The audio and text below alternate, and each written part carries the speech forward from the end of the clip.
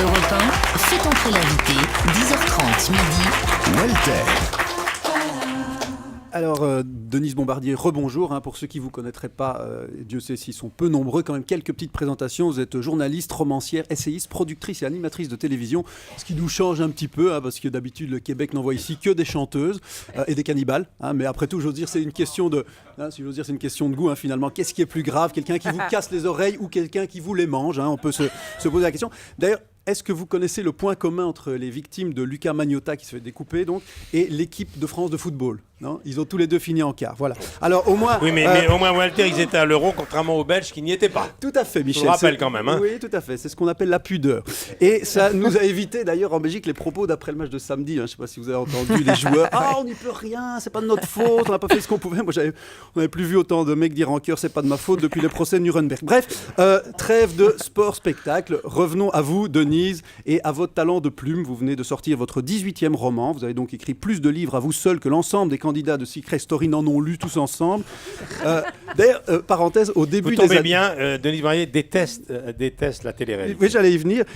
Vous avez beaucoup critiqué au début des années 2000 la télé-réalité, alors que moi, je trouve que c'est une très belle intention. Divertir les chômeurs en filmant 24 heures sur 24 des futurs chômeurs. Est-ce que c'est pas à la fois une jolie mise en abîme et un ingénieux moyen de les empêcher de brûler des voitures ou de boire leurs allocations? Je pose la question.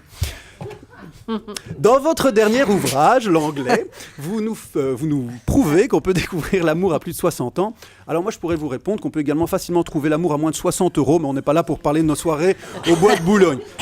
Soirée bientôt terminée, puisque la porte-parole du gouvernement, Madame Vallaud-Belkacem, a déclaré qu'elle voulait éradiquer la prostitution en France, et j'en profite d'ailleurs pour la remercier pour ce grand projet qui va être plus que bénéfique pour le tourisme dans les pays frontaliers, notamment ma Belgique natale.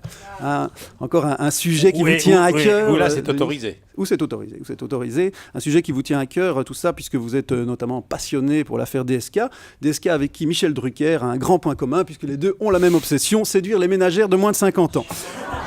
Maintenant, c'est fini, on est passé à 60.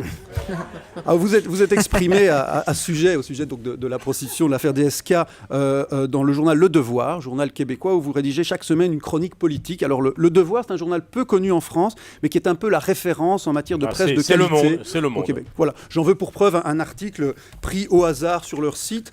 Je vous cite quelques extraits. Donc, il y a des humoristes qui se disent engagés, rebelles, et ceux qui se contentent de l'être. C'est le cas du comique belge Walter, de passage à Montréal, qui depuis quelques jours fait percoler un humour lettré, blablabla. C'est ce qui le rend si séduisant, blabla, intelligent, caustique, pas démago, la promesse est tenue, spectateur scotché, enfin bref, on l'aura compris, un journal à la fois qualitatif, impartial et lucide, dont nous sommes fiers d'accueillir une des plumes, Denise Bombardier. Donc nous sommes ravis de vous recevoir, puisque tout le monde vous aime, et surtout Michel Drucker, qui de toute façon aime tout le monde. C'était Walter. Walter qui est tous les jours à 20h sur la scène du Point Virgule.